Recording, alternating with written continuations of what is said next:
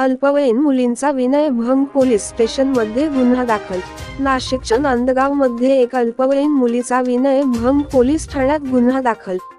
नराधम याने संशयित आरोपी फिरोज अनवर खान इनामदार याने फिर्यादीच्या घरासमोर मोटरसायकलवर येऊन पीडितीस म्हणाला की तू परवा पळून जात होते, तू आता माझ्या सोबत चल, असे म्हणून पीडितेचा हात पकडून व पीडितेस अंगावर ओढून तिच्या मनास लज्जा उत्पन्न होईल असे कृत्य केले म्हणून गुन्हा दाखल करण्यात आला आहे. गुन्हा रजिस्टर नंबर 119/2024 भादवी कलम 353, 354 बाल कायदा 8.12 पोस्को अंतर्गत गुन्हा दाखल करण्यात आला.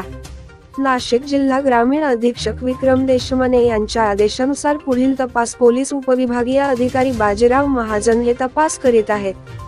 नांदगाव पोलीस निरीक्षक प्रीतम चौधरी यांच्या मार्गदर्शनाखाली PSI संतोष बहाकर आदी तपास करीत आहे.